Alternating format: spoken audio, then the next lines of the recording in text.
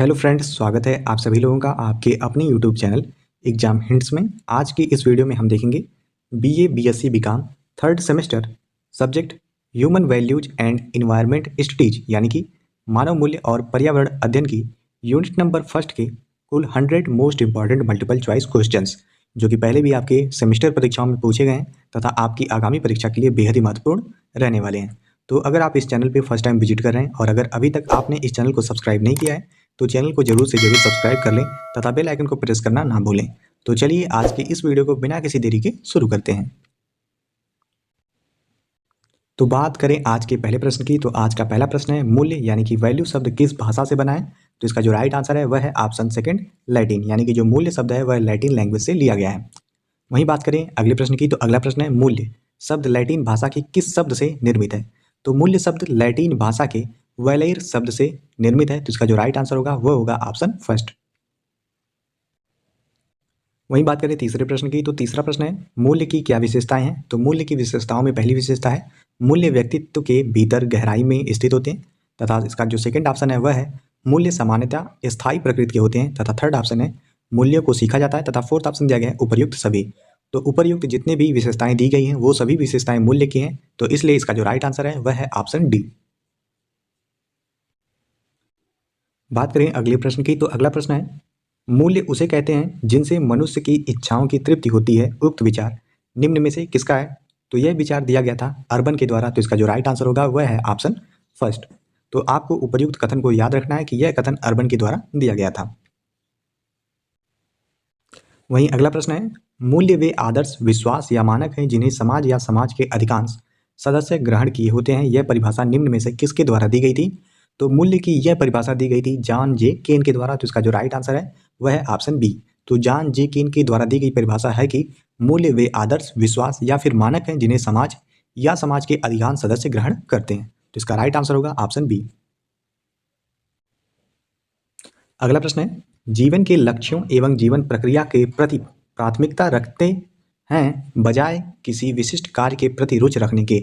यह विचार निम्न में से किसका है। तो यह विचार दिया गया था ननली के द्वारा। तो इसका जो राइट आंसर है वह है ऑप्शन सी। अगला प्रश्न है मूल्य वह साधन है जिससे बालक एवं मनुष्य का समाजीकरण किया जाता है। यह विचार निम्न में से किसका है। तो यह विचार दिया गया था प्रोफेसर सौरभ सिंह के द्वारा। तो इसका जो राइट आंसर है वह है ऑप्शन बी। बात करें अगले प्रश्न की, तो अगला प्रश्न है मूल्य के संबंध में सत्य रूप में ऐसा प्रतीत होता है जैसे किसी वस्तु का रंग व रूप सुगंध तापमान तथा आकार होता है। यह विचार निम्न में से किसका है। तो यह विचार दिया गया था जेओड के द्वारा। तो इसका जो राइट आंसर है वह है ऑप्शन सी। बात करें अगले प्रश्न की, तो अगला प्रश्न है मूल्य आदर्श विश्वास या मानदंड हैं जो समाज या समाज के सदस्यों के बड़े बहुमत के रूप में है। यह कथन निम्न में से किसका है। तो यह कथन दिया गया था जॉन जे केन के द्वारा। बात करें अगले प्रश्न की, तो अगला प्रश्न है सामाजिक मूल्य माने जाते हैं। इसके ऑप्शन है व्यवहारिक दृष्टि से उपयोगी, ऑप्शन सेकंड है अपने आप में साध्य, ऑप्शन थर्ड है साध्य को प्राप्त करने के साधन, तथा फोर्थ ऑप्शन दिया गया है एक आदर्श जिसका आदर किया जाना चाहिए। तो इसका जो राइट आंसर है वह है ऑप्शन सेकंड अपने आप में साध्य। वहीं बात करें अगले प्रश्न की, तो अगला प्रश्न है निम्न में से कौन सा कथन मानव मूल्य के महत्व को स्पष्ट करता है। तो इसके ऑप्शन है मूल्य हमारे जीवन को दिशा देते हैं, ऑप्शन सेकंड है मूल्य निर्णय लेने में सहायता करते हैं, तथा ऑप्शन थर्ड दिया गया है मूल्य एक समाज के निर्माण में मदद करते हैं, तथा फोर्थ ऑप्शन है उपर्युक्त सभी। तो इसका जो राइट आंसर है वह है ऑप्शन डी उपर्युक्त सभी।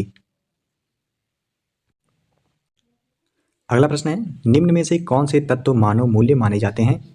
तो इसके ऑप्शन है प्रेम और अहिंसा, सेकंड ऑप्शन दिया गया है सत्य और शांति, तथा थर्ड ऑप्शन है धर्म, तथा फोर्थ ऑप्शन दिया गया है उपर्युक्त सभी। तो इसका राइट आंसर है ऑप्शन डी उपर्युक्त सभी, यानी कि प्रेम अहिंसा सत्य शांति और धर्म ये सभी मानव मूल्य के तत्व माने जाते हैं। तो इसका राइट आंसर है ऑप्शन डी। अगला प्रश्न है किसी संपूर्ण विश्वास प्रणाली का केंद्र बिंदु क्या होता है। तो किसी संपूर्ण विश्वास प्रणाली का केंद्र बिंदु होता है उसका मूल्य। तो इसका जो राइट आंसर है वह है ऑप्शन सी। वहीं बात करें अगले प्रश्न की, तो अगला प्रश्न है आध्यात्मिक मूल्य के अंतर्गत निम्न में से किसे शामिल किया जाता है। तो आध्यात्मिक मूल्य के अंतर्गत शांति, दया, श्रद्धा, विनम्रता, आस्तिकता तथा सहृदयता ये सभी आते हैं। तो इसका जो राइट आंसर है वह है ऑप्शन डी। बात करें अगले प्रश्न की, तो अगला प्रश्न है आध्यात्मिक मूल्य की क्या विशेषताएं हैं। तो आध्यात्मिक मूल्य की विशेषताओं में त्याग, मुक्ति, साधना, आत्मज्ञान, शुद्धता, ईश्वर में विश्वास तथा आस्था, ये सभी आध्यात्मिक मूल्य की विशेषताएं होती हैं। तो इसलिए इसका जो राइट आंसर है वह है ऑप्शन डी। बात करें अगले प्रश्न की, तो अगला प्रश्न है मूल्य आधारित प्रबंधन के लिए आवश्यक मूल्य क्या हैं। तो मूल्य आधारित प्रबंधन के लिए आवश्यक मूल्य सत्यनिष्ठा, वचनबद्धता, विश्वसनीयता, पेशेवर दृष्टिकोण, नवीनता, वफादारी, उपर्युक्त सभी। तो इसका जो राइट आंसर है वह है ऑप्शन डी, उपर्युक्त सभी। अगला प्रश्न है मूल्य एक मानव विश्वास है जिसके आधार पर मनुष्य वरीयता प्रदान करने हेतु कार्य करता है। यह विचार निम्न में से किसका है। तो यह विचार दिया गया था आलपोर्ट के द्वारा। तो इसका राइट आंसर है ऑप्शन डी।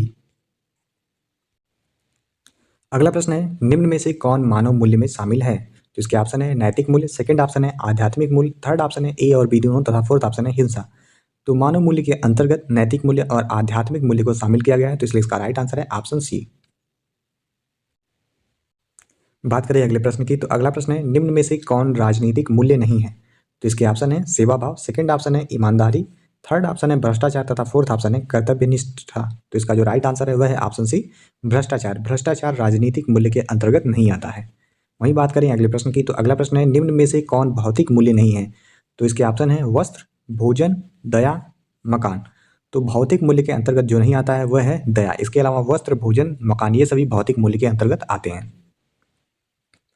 बात करें अगले महत्वपूर्ण प्रश्न की, तो अगला प्रश्न है निम्न में से कौन नैतिक सकारात्मक मूल्य है। तो इसके ऑप्शन है शांति, अहिंसा, धैर्य, तथा फोर्थ ऑप्शन है उपर्युक्त सभी। तो इसका जो राइट आंसर है वह है ऑप्शन डी, उपर्युक्त सभी। यानी कि शांति, धैर्य, अहिंसा ये सभी नैतिक सकारात्मक मूल्य के अंतर्गत आते हैं। तो इसका राइट आंसर है ऑप्शन डी।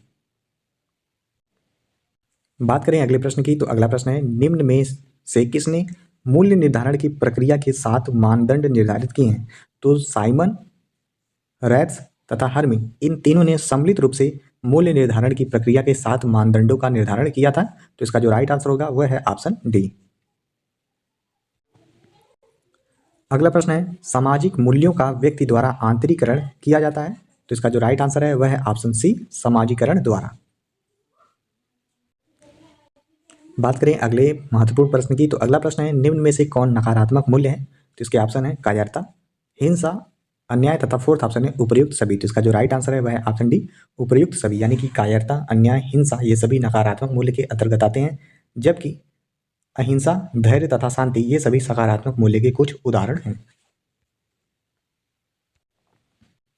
बात करें अगले प्रश्न की, तो अगला प्रश्न है निम्न में से कौन नैतिक मूल्य है। तो इसका जो राइट आंसर है वह है ऑप्शन डी, ए और बी दोनों। यानी कि न्याय तथा ईमानदारी ये दोनों नैतिक मूल्य के अंतर्गत आते हैं।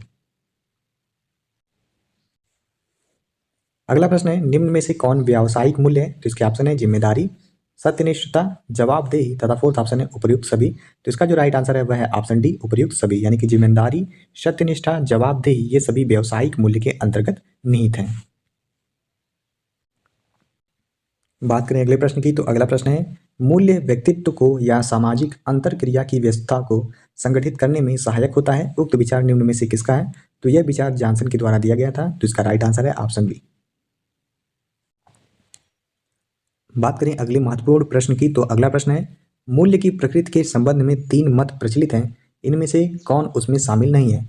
तो मूल्य की प्रकृति के संबंध में जो 3 मत प्रचलित हैं उनमें वे हैं आपेक्षिकीय मत, सेकंड है आत्मनिष्ठ मत, तथा फोर्थ ऑप्शन है वस्तुनिष्ठ मत। तो ये जो 3 मत हैं वो मूल्य की प्रकृति के संबंध में प्रचलित मत हैं, जबकि जिहादी मत ये सम्मिलित नहीं है। तो इसका राइट आंसर है ऑप्शन डी।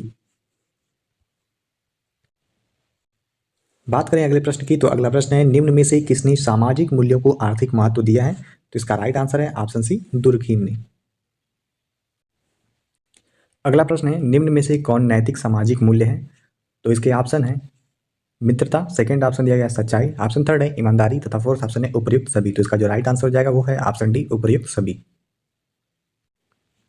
अगला प्रश्न है निम्न में से कौन मनोवैज्ञानिक मूल्य नहीं है। तो इसके ऑप्शन है दया, प्रेम, थर्ड ऑप्शन है दान, तथा फोर्थ ऑप्शन दिया गया करुणा। तो इसका जो राइट आंसर है वह है ऑप्शन सी, दान।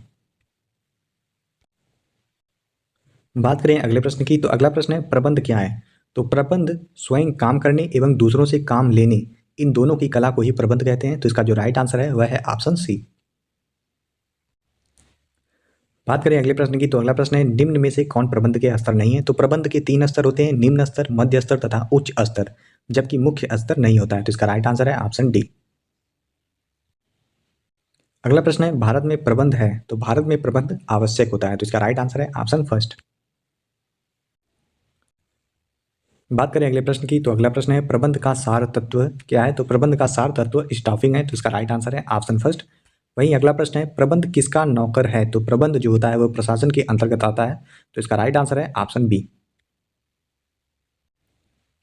अगला प्रश्न है प्रबंध कैसी शक्ति है। तो प्रबंध अदृश्य शक्ति के अंतर्गत आता है। तो राइट आंसर है ऑप्शन बी। वहीं अगला प्रश्न है प्रबंध की आवश्यकता कब होती है। तो प्रबंध की आवश्यकता आपको प्रत्येक समय हो सकती है। तो इसका जो राइट आंसर है वह है ऑप्शन बी। बात करें अगले प्रश्न की, तो अगला प्रश्न है प्रबंध के संगठनात्मक उद्देश्यों में शामिल किया जाता है। तो प्रबंध के संगठनात्मक उद्देश्यों में विकास, जीवित रहना, लाभ, ये सभी शामिल हैं। तो इसका राइट आंसर हो जाएगा ऑप्शन डी। अगला प्रश्न है प्रबंध किस प्रकार चलने वाली प्रक्रिया है। तो प्रबंध एक निरंतर चलने वाली प्रक्रिया है। तो इसका राइट आंसर है ऑप्शन सी। अगला प्रश्न है प्रबंध विज्ञान के किस रूप में है। तो इसका राइट आंसर है ऑप्शन थर्ड, सरल रूप विज्ञान के रूप में। तथा अगला प्रश्न है भारत की प्रगति की धीमी गति का प्रमुख कारण निम्न का अभाव है। तो इसका जो राइट आंसर है वह है ऑप्शन फर्स्ट, कुशल प्रबंध। कुशल प्रबंध जो है वह भारत की प्रगति की धीमी गति का प्रमुख कारण है। तो इसका राइट आंसर है ऑप्शन फर्स्ट। बात करें अगले महत्वपूर्ण प्रश्न की, तो अगला प्रश्न है स्वामी विवेकानंद का पूर्ववर्ती नाम क्या था। तो स्वामी विवेकानंद जी का पूर्ववर्ती नाम था नरेंद्र नाथ दत्त। तो इसका राइट आंसर है ऑप्शन सी। बात करें अगले प्रश्न की, तो अगला प्रश्न है स्वामी जी के पैतृक निवास का नाम क्या था। तो उनके पैतृक निवास का नाम था दत्त भवन। तो इसका राइट आंसर है ऑप्शन सी। वहीं अगला प्रश्न है बाल्यकाल में नरेंद्र नाथ जिस व्यक्ति से सबसे अधिक प्रभावित हुए और फिर उसी का अनुकरण करने का संकल्प लिया था वह कौन थे। तो वे थे उन्हीं की गाड़ी के कोचवान। तो इसका जो राइट आंसर है वह है ऑप्शन फर्स्ट। अगला most important question, Swami Vivekananda ji का जन्म कब हुआ था। तो स्वामी विवेकानंद जी का जन्म 12 जनवरी 1863 को हुआ था। तो इसका राइट आंसर है ऑप्शन फर्स्ट। वहीं बात करें अगले मोस्ट इंपॉर्टेंट क्वेश्चन की, तो अगला प्रश्न है स्वामी विवेकानंद जी के गुरु कौन थे। तो स्वामी विवेकानंद जी के गुरु का नाम था रामकृष्ण परमहंस। तो इसका राइट आंसर है ऑप्शन फर्स्ट। बात करें अगले प्रश्न की, तो अगला प्रश्न है स्वामी विवेकानंद ने रामकृष्ण मिशन की स्थापना कब और कहाँ की थी। तो स्वामी विवेकानंद जी ने रामकृष्ण मिशन की स्थापना 1897 ईस्वी में तथा बेलूर में की थी। तो इसका जो राइट आंसर है वह है ऑप्शन सी। अगला प्रश्न, स्वामी विवेकानंद के अनुसार अभी तक किसका निर्माण अधूरा ही है जिस कारण सभी कुछ भद्दा सा दिखता है। तो इसका जो राइट आंसर है वह है ऑप्शन सी, चरित्र का। अगला प्रश्न है रामकृष्ण मिशन की स्थापना किसके द्वारा की गई थी। तो रामकृष्ण मिशन की स्थापना स्वामी विवेकानंद जी के द्वारा की गई थी। तो इसका राइट आंसर है ऑप्शन सी। वहीं अगला प्रश्न है श्री रामकृष्ण परमहंस के गांव का नाम क्या था। तो रामकृष्ण परमहंस के गांव का नाम था कमारपुकुर। तो इसका जो राइट आंसर है वह है ऑप्शन फर्स्ट। बात करें अगले प्रश्न की, तो अगला प्रश्न है स्वामी विवेकानंद ने किस कॉलेज में प्रवेश लेकर अपनी आगे की पढ़ाई शुरू की थी। तो इसका जो राइट आंसर है वह है ऑप्शन सी, प्रेसिडेंसी कॉलेज। वहीं अगला प्रश्न है विवेकानंद के राजनीतिक दर्शन के संबंध में निम्नलिखित में से कौन सा कथन सत्य नहीं है। तो इसका जो राइट आंसर है वह है ऑप्शन डी, स्वर्ग में सुखों का समर्थन। यह कथन विवेकानंद के राजनीतिक दर्शन के संदर्भ में सत्य नहीं है। तो इसका राइट आंसर है ऑप्शन डी। अगला प्रश्न है बालक नरेंद्र नाथ ने अपनी किशोरा अवस्था में सबसे पहले किस संगठन की सदस्यता ग्रहण की थी। तो इसका जो राइट आंसर है वह है ऑप्शन सी, साधारण ब्रह्म समाज की। बात करें अगले प्रश्न की, तो अगला प्रश्न है स्वामी विवेकानंद ने वराहनगर मठ छोड़कर तीर्थ यात्रा के लिए कब प्रस्थान किया। तो इसका राइट आंसर है ऑप्शन फर्स्ट, सन 1888 के प्रारंभ में। अगला प्रश्न है सभी सामाजिक और राजनीतिक व्यवस्थाएं उससे जुड़े मनुष्यों के सदाचार और सच्चरित्र के ऊपर ही निर्भर करती हैं। यह कथन किसके द्वारा दिया गया था। तो यह कथन दिया गया था स्वामी विवेकानंद जी के द्वारा। अगला प्रश्न है स्वामी रामकृष्ण ने किस वर्ष नरेंद्र यानी कि स्वामी विवेकानंद जी को अपना उत्तराधिकारी घोषित किया था। तो इसका जो राइट आंसर है वह है ऑप्शन बी, 1885 ईस्वी में। अगला प्रश्न है किनका चरित्र दूषित करने से भारत नव निर्माण की रीढ़ की हड्डी टूट जाएगी। तो इसका राइट आंसर है ऑप्शन सी, युवाओं का। अगर युवाओं का चरित्र दूषित हो जाता है तो इससे भारत के नव निर्माण की रीढ़ की हड्डी टूट जाएगी। वहीं बात करें अगले प्रश्न की, तो अगला प्रश्न है शिकागो में आयोजित विश्व धर्म सम्मेलन में भारत का प्रतिनिधित्व किसने किया था? तो शिकागो में आयोजित हुए विश्व धर्म सम्मेलन में भारत का प्रतिनिधित्व स्वामी विवेकानंद जी के द्वारा किया गया था। तो इसका राइट आंसर है ऑप्शन सी। वहीं अगला प्रश्न है स्वामी विवेकानंद बिहार राज्य का भ्रमण करते हुए काशी धाम पहुंचे, वहां वे किस आश्रम में रहे थे? तो इसका राइट आंसर है ऑप्शन बी, द्वारकादास आश्रम में। बात करें अगले प्रश्न की, तो अगला प्रश्न है सेंट फ्रांसिस्को यूएसए में 1898 में शांति आश्रम एवं वेदांत सोसाइटी की स्थापना किसने की थी? तो इसका जो राइट आंसर है वह है ऑप्शन बी, विवेकानंद जी ने। विवेकानंद जी ने शांति आश्रम और वेदांत सोसाइटी की स्थापना सेंट फ्रांसिस्को यूएसए में की थी। वही अगला प्रश्न है स्वामी विवेकानंद के साथ बंदरों वाली घटना किस शहर में हुई थी, जब उनके पीछे कुछ बंदर लग गए थे और वे भाग रहे थे तथा किसी सन्यासी ने उनको कहा ठहरे रहो, डट कर सामना करो। यह उनके साथ घटना हुई थी काशी में। वहीं अगला प्रश्न है रामकृष्ण के धार्मिक सिद्धांत की मुख्य विशेषता क्या थी? तो रामकृष्ण के धार्मिक सिद्धांत की मुख्य विशेषता थी सभी धर्मों की सत्यता पर विश्वास, यानी कि आप सभी धर्मों, जिस धर्म के आप हों उसकी सत्यता पर विश्वास कीजिए। तो इसका जो राइट आंसर है वह है ऑप्शन बी।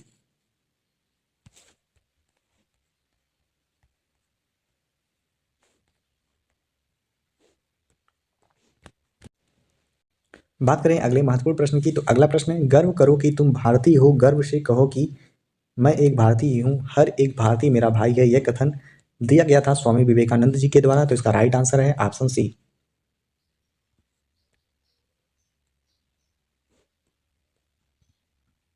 अगला प्रश्न है करुणा नहीं बल्कि मानव सेवा को ही ईश्वर के रूप में माना जाना चाहिए, यह कथन किसका था? तो यह कथन दिया गया था रामकृष्ण परमहंस के द्वारा। तो इसका राइट आंसर है ऑप्शन बी। बात करें अगले प्रश्न की, तो अगला प्रश्न है बोध गया में भगवान बुद्ध की तपस्थली के दर्शन करने के बाद नरेंद्र ने कितने दिनों की साधना की थी? तो नरेंद्र ने कुल 3 दिनों की साधना की थी बोध गया में भगवान बुद्ध की तपस्थली का दर्शन करने के बाद। बात करें अगले प्रश्न की, तो अगला प्रश्न है बालक नरेंद्र से श्री रामकृष्ण परमहंस उनकी किन विशेषताओं के कारण प्रभावित हुए थे? तो इसका जो राइट आंसर है वह है ऑप्शन फर्स्ट, बालक नरेंद्र की आंखों में बसी पवित्रता, अनन्यता से परिपूर्ण समर्पण की भावना और सरलता से बालक नरेंद्र से श्री रामकृष्ण परमहंस प्रभावित हुए थे। अगला प्रश्न है स्वामी विवेकानंद को उनके अन्नप्राशन से पहले उनके माता पिता किस नाम से पुकारते थे? तो इसका राइट आंसर है ऑप्शन डी, विश्व ईश्वर के नाम से स्वामी विवेकानंद के माता पिता उन्हें अन्नप्राशन से पहले पुकारते थे। बात करें अगले प्रश्न की, तो अगला प्रश्न है वर्ष 1886 में नरेंद्र यानी कि स्वामी विवेकानंद जी ने अपनी आध्यात्मिक यात्रा किन ग्रंथों के अध्ययन से प्रारंभ की थी? तो इसका राइट आंसर है ऑप्शन सी, उपनिषद एवं अष्टावक्र संहिता से। बात करें अगले मोस्ट इंपॉर्टेंट क्वेश्चन की, तो अगला प्रश्न है भारत का आध्यात्मिक नेपोलियन किसे कहा जाता है? तो इसका जो राइट आंसर है वह है ऑप्शन सी, स्वामी विवेकानंद जी को। वहीं अगला प्रश्न है युवा नरेंद्रनाथ का सर्वाधिक प्रिय विषय क्या था जिसमें उन्हें लोगों की प्रशंसा प्राप्त हुई थी? तो इसका जो राइट आंसर है वह है ऑप्शन सी, दर्शन एवं धर्म। अगला प्रश्न है कौन नव वेदांत दर्शन से संबंधित है? तो नव वेदांत दर्शन से संबंधित है स्वामी विवेकानंद जी। वहीं अगला प्रश्न है गांधी जी के अनुसार सामाजिक पापों की संख्या कितनी है? तो इसका राइट आंसर है ऑप्शन सी, 7। बात करें अगले प्रश्न की, तो अगला प्रश्न है गांधी जी के अनुसार पाप क्या है? तो गांधी जी के अनुसार पाप में पहला पाप है काम के बिना धन अर्जित करना, ये पाप है। सेकंड, मानवता के बिना विज्ञान। थर्ड, अंतरात्मा के बिना सुख को प्राप्त करना, ये सभी पाप के अंतर्गत आते हैं। तो इसका राइट आंसर है ऑप्शन डी। अगला प्रश्न है सिद्धांत के बिना राजनीति किसके अनुसार पापों की श्रेणी में है? तो गांधी जी के अनुसार सिद्धांतों के बिना राजनीति पाप की श्रेणी में आता है। वहीं अगला प्रश्न है चरित्र के बिना ज्ञान तथा त्याग के बिना पूजा गांधी जी के अनुसार क्या है? तो गांधी जी के अनुसार चरित्र के बिना ज्ञान तथा त्याग के बिना की गई पूजा पाप के अंतर्गत आती है।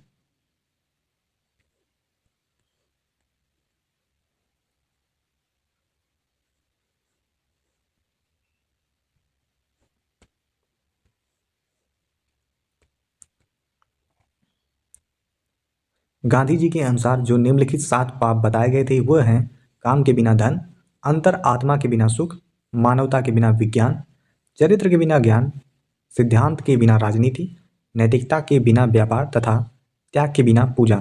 ये सभी गांधी जी के अनुसार पाप के अंतर्गत आते हैं। अगला प्रश्न है, गांधी जी की दृष्टि में सामाजिक पापों से प्रत्येक मनुष्य को दूर रहना चाहिए। तो कुल कितने पाप बताए गए थे गांधी जी के द्वारा? कुल 7 पाप, जो उपयुक्त अभी आपको बताए गए। वहीं अगला प्रश्न है, महात्मा गांधी का जन्म कहाँ हुआ था? तो आप सभी को पता है कि महात्मा गांधी का जन्म पोरबंदर में हुआ था। अगला प्रश्न है, महात्मा गांधी जी का जन्म कब हुआ था? तो 1869 ईस्वी में महात्मा गांधी जी का जन्म हुआ था तथा महात्मा गांधी जी की माता का नाम पुतली बाई था। तो इसका राइट आंसर है ऑप्शन बी। अगला प्रश्न है, किन क्षेत्रों में सुधार लाने के लिए गांधी जी आजीवन प्रयास करते रहे? तो खादी के उपयोग के लिए, शिक्षा, महिलाओं के अधिकार के लिए, सांप्रदायिक सौहार्द तथा निर्धनता उन्मूलन, इन सभी के लिए गांधी जी आजीवन प्रयास करते रहे। तो इसका जो राइट आंसर है वह है ऑप्शन डी। वहीं अगला प्रश्न है, गांधी जी के सामाजिक सुधारों की प्रमुख विशेषताएं क्या हैं? तो उनके सामाजिक सुधारों की प्रमुख विशेषताएं थी बुनियादी शिक्षा, अस्पृश्यता का अंत यानी कि छुआछूत का अंत तथा वर्णाश्रम व्यवस्था। तो इसका जो राइट आंसर है वह है ऑप्शन डी, उपयुक्त सभी।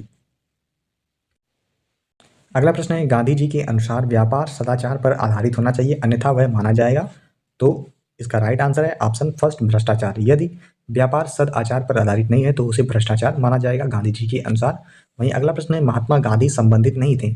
तो महात्मा गांधी जो संबंधित थे वे थे व्यक्तिगत सत्याग्रह आंदोलन से, जो कि 1940 से 1941 के बीच था। वहीं भारत छोड़ो आंदोलन जो कि 1942 से शुरू हुआ था तथा असहयोग आंदोलन जो कि 1920 में हुआ था। तो महात्मा गांधी जी इन सभी आंदोलनों से संबंधित थे, जबकि दक्षिण सत्याग्रह आंदोलन से संबंधित नहीं थे। तो इसका राइट आंसर है ऑप्शन बी। वहीं अगला प्रश्न है, भारत का विभाजन मेरी लाश पर होगा, यह कथन कहा था महात्मा गांधी जी ने? तो इसका राइट आंसर है ऑप्शन डी। वहीं अगला प्रश्न है, मैं मांस, मदिरा और नारी का स्पर्श नहीं करूंगा, यह शपथ ली थी महात्मा गांधी ने। वहीं अगला प्रश्न है, महात्मा गांधी ने सर्वप्रथम सत्याग्रह आंदोलन का सफलतापूर्वक परीक्षण कहां पर किया गया था? तो उनके द्वारा यह दक्षिण अफ्रीका में किया था। अगला प्रश्न है, जॉन रस्किन का प्रभाव निम्नलिखित में से किस पर अधिक था? तो महात्मा गांधी पर जॉन रस्किन का प्रभाव सर्वाधिक था। वहीं अगला प्रश्न है, महात्मा गांधी के असहयोगी बनने का कारण क्या था? तो असहयोगी बनने का उनका प्रमुख कारण था जलियांवाला बाग हत्याकांड। बात करें अगले महत्वपूर्ण प्रश्न की, तो अगला प्रश्न है, सत्य के साथ मेरे प्रयोग नामक पुस्तक लिखी गई थी महात्मा गांधी जी के द्वारा। तो इसका राइट आंसर है ऑप्शन सी। अगला प्रश्न है, गांधी जी ने किस आश्रम की स्थापना की थी? तो इसका जो राइट आंसर है वह है ऑप्शन फर्स्ट, साबरमती। वहीं अगला प्रश्न है, गांधी जी प्रयासरत थे किसके लिए? तो भारत में सामाजिक जागृति के लिए, भारत की स्वतंत्रता के लिए तथा भारत के आर्थिक उद्धार के लिए, इन सभी के लिए गांधी जी प्रयासरत थे। तो इसका राइट आंसर है ऑप्शन डी। बात करें आज के इस वीडियो के आखिरी प्रश्न की, तो आखिरी प्रश्न है, निम्नलिखित में से कौन सा गांधी जी के दर्शन का सिद्धांत नहीं है? तो इसका राइट आंसर है ऑप्शन डी, तटस्थता। ये गांधी जी के दर्शन का सिद्धांत नहीं है। इसके अलावा सत्य, नैतिकता तथा अहिंसा, ये गांधी जी के दर्शन के सिद्धांत के अंतर्गत आते थे। तो इसका राइट आंसर हो जाएगा ऑप्शन डी। तो आज की इस वीडियो में हमने BA BSc BCom third semester के सभी स्टूडेंट्स के लिए human values and environment studies के 100 से अधिक महत्वपूर्ण प्रश्नों को देखा है। हमें उम्मीद है कि आपको ये वीडियो पसंद आई होगी। अगर आपको ये वीडियो पसंद आई है तो वीडियो को जरूर लाइक करें। हमें कमेंट करके जरूर बताएं कि आपको ये वीडियो कैसी लगी। अगर आपको इसके आगे के पार्ट भी चाहिए तो आप हमें कमेंट बॉक्स में कमेंट करके बता सकते हैं। धन्यवाद।